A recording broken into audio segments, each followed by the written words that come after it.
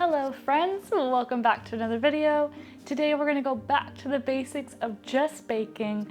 So as some of you already know, I was originally a baking channel, so I do mostly baking and I really love baking.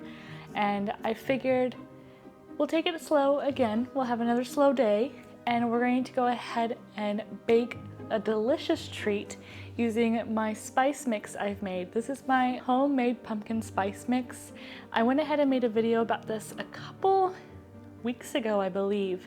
I'll go ahead and list it in the description below, but this is very delightful. I love making my own pumpkin spice mix because you can make it as spicy as you like with the ginger and clove, or you can make it more cinnamony if you like more of that cinnamon flavor. So today we're going to be using this by making a pumpkin spice mix cinnamon twist. So we're going to be making a cinnamon wreath, but instead of just using cinnamon, we're going to be using the spice mix instead to make it really warm, folly, and smell absolutely delightful. You can also add pumpkin puree into the dough itself, but for my recipe, we're just going to go ahead and make ourselves a regular cinnamon bun dough with a little bit of this inside of it, so it adds a little bit of spiciness in the dough. And then we're going to be adding this also into the middle with our sugar, so it's very spicy, very warm. And then we're going to be adding a little bit of a sugar glaze on top to be able to have that warmness a little broken with the sweetness from the glaze. So I hope you guys are excited for this video. I know we're just going to go ahead and do some baking, but I hope you still are going to enjoy it, still have a blast. Plus, to go ahead and make this a little bit more spooky, Halloweeny, I'll share some of the bakes I've done in the past for Halloween. I really enjoy doing some creepy, weird bakes during Halloween time. I love making face pies. I made a basket case cake for my brother-in-law. I've also done a giant octopus cake with a Barbie. I'm trying to decide if I'll show that one or not because that one is a little blurry. It's for one of my original cakes I did before I started taking photos and everything like that. But at least basket case and my face pie will be shown today, and I hope you guys are excited. I'll share those at the end of the video after we're done baking our pumpkin spice mix cinnamon twist. So let's go ahead and wander into the kitchen, get baking, and make ourselves a delicious treat. For any dough recipe, we're going to start with some flour. So we're going to add some flour into a large bowl, putting a little bit off to the side for when we are going to knead the dough and also roll it out. We're going to add our yeast and our salt on the opposite side of the bowl so that way they're not interacting with each other. And then in a pot, I went ahead and warmed up my milk, melted my butter, and put my sugar in there so it can start getting a little reaction. Into the large bowl, we're going to be adding in about 1.5 teaspoons of our pumpkin mix spices, and then once our milk is at the right temperature, we're going to pour everything right into our big flour bowl. We also want to make sure our milk isn't too hot so it doesn't scorch our egg or start cooking our egg, so we're going to be cracking an egg into a separate bowl, cracking with confidence of course. And we're going to add both of our eggs directly into our bowl, using our spoon just to start mixing everything together. And you're going to feel that you're going to get a little bit of resistance. That's good, that's what we're looking for. And once we get that resistance, once everything's starting to get well mixed together, we're going to switch over to our hands. Wait until all the dry ingredients are kind of soaked up by all of the liquid we've added into that bowl, and then transfer our dough over to a floured surface or a non-floured surface. And then at one point, if you're realizing your dough's too sticky, you can just sprinkle a little bit of flour on top of your dough, but not too much because we don't want to be adding too much flour. We still want this to be kind of a sticky dough, a little bit of moisture in the dough.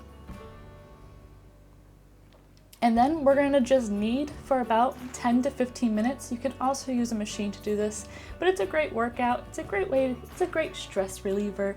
And I'm going to knead this until we have a really smooth ball of dough. And it's going to look absolutely beautiful, be really nice, and it's not going to be sticking to our counter too much either. We're going to roll it around a little bit just to make sure we seal off any cracks or edges so it has a nice ball shape, and then it's going to rise really nicely. We're going to transfer it to a slightly oiled bowl. You don't want it super oiled, you just want a little bit of oil in there. And we're going to cover it up and let it sit for about an hour to an hour and a half until it's doubled in size. Once the dough has proofed and is beautiful and fluffy, we're going to go ahead and punch it down or press it down, whichever you prefer. And we're going to transfer our dough over to a lightly floured counter. The flour just makes sure our dough isn't sticking too much. We don't want our dough actually sticking to the counter because we want it to be able to move around, roll really easily. So we're just going to add some flour to the counter, some flour to our rolling pin, and then transfer our big ball of dough directly to our counter. Now it's just time to roll out. If you're realizing your dough is kind of pulling back into its shape, let it rest for about 5 to 10 minutes so it can relax, and then you can start rolling it out again. It's just the gluten reaction trying to pull the dough back together, and once you let it relax, it'll actually be easier to roll out. Once you've rolled out a large rectangle, to be honest, I don't generally measure these, I just kind of roll it out until I have a little bit of a thickness and it's a nice shape. And once I feel like it's the correct size, then I go ahead and add some room temperature butter directly onto my dough. I tried using a spoon to spread it out, but honestly, I've washed my hands, I'm ready to roll this cinnamon roll, so we're gonna go ahead and just use our hands to spread out this butter thinly all over this dough. Make sure you get to the edges, so we wanna have a well dispersed sugar spice mixture, so we wanna make sure it's sticking on all of the dough. In a small bowl, you can add your sugar and spice mixture for the middle of your roll. And we're gonna be sprinkling this all over the roll till it's well dispersed. I go ahead and just add all of it, and then I use my hands to make sure it's evenly dispersed throughout the whole roll, and also making sure those spices and sugars are getting pressed into the dough. Not really hard, but just a light little spread. Now we're gonna roll it up into a tight little roll, and just work your way back and forth, rolling up your dough until you've reached the very end. If you see any excess flour, make sure you dust it off. We don't want the excess flour in the middle of our cinnamon roll. And instead of chopping it into, rings, we're gonna go ahead and slice it directly down the middle. This is so that way we can go ahead and wrap it in that wreath kind of look, but we're not gonna go ahead and slice it all the way through. I wanna do a test and just slice it halfway through and twist it that way. However, if you do want a really nice twist, slice it all the way through, and then you're gonna twist those two halves together and then twist them into a wreath shape. So this is just an experiment. I'm sorry I'm experimenting on the YouTube channel, but I just wanted to see if it would work. I also recommend twisting your wreath on parchment paper and not having to transfer it later like I am. And then once we have it on a baking tray, we're gonna cover it up again and let it rise for about 30 to 45 minutes until it's proofed a little bit. And now we have this cute little wreath roll. So this is really great when you're wanting to have a party or just wanting to have a nice breakfast. We're gonna cover this with milk instead of an egg. You can use an egg wash instead if you like, but I'm using milk instead. We're popping it in the oven and baking it until it's nice and brown and beautiful. And I'm just gonna add a little sugar glaze like I mentioned at the beginning of the video to kind of break those spices and have a nice spice and sweet level. And now we have a beautiful twisted wreath with amazing spices.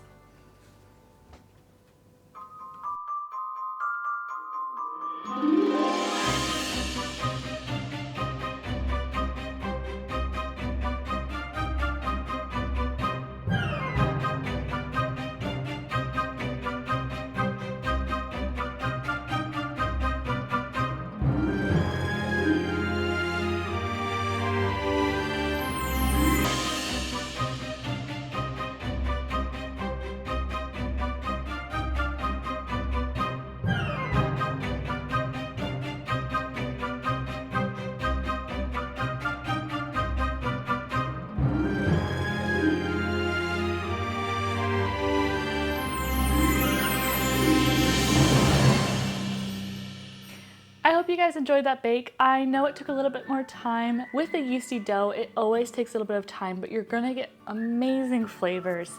And by adding that spice mix we have, this one, we're gonna be able to get a nice richness and a nice zinginess of those fall spices that we all love so much. And like I said at the beginning of the video, by adding that sugar glaze, the glaze on top, it breaks the spiciness from the spices and brings in a nice sweetness with the sugar that we already have. And it is a really easy recipe. I think cinnamon buns are definitely beginner-friendly bakes because if you don't go ahead and knead the dough all the way, it's still going to make a really nice airy bread. And if you, for example, you don't add enough spices to the middle of your cinnamon rolls, then you know for next time to add a little bit more. And if you realize you don't add enough, just go ahead and sprinkle a little bit on top and it'll kind of solve your issue. Or you can add a little bit of spice mix into your glaze and that will add a little bit more spiciness to your cinnamon rolls. Or for this situation, your pumpkin spice mix cinnamon rolls. Or if you realize you need more butter or less butter, cinnamon rolls are a great start for if you're looking at wanting to bake a little bit more with breads, but having a little bit more stress or anxiety towards making things with breads because yeast can be scary. Just make sure you're testing your temperature for your milk so your milk isn't too hot, burning your yeast and killing it, or if it's too cold, making it so that way your yeast isn't getting active fast enough. Those are your two main situations when it comes to yeast. Either it's too cold and it's not getting activated, or it's too hot and you're killing it. So make sure you go ahead and check your temperature of your milk before adding it to your yeast and your flour mixture, and then you're good to go. And then just have fun, play around with it. I love kneading dough, especially if I've had a hard day at work or if I'm just stressed or something else is going on and I just need a little bit of a workout without having to work out. I love making anything with dough. So I do hope you guys enjoy this recipe. I do hope you guys enjoyed my Halloween bakes I've baked in the past. If you have any ideas of what I can make in the future, I would love to know.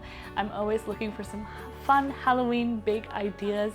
I thought this year I would do some skull-faced pear galettes, but I'm not sure if I'm gonna have the time. But maybe we'll find some time. If you have any other ideas, I would love to hear them in the comments below.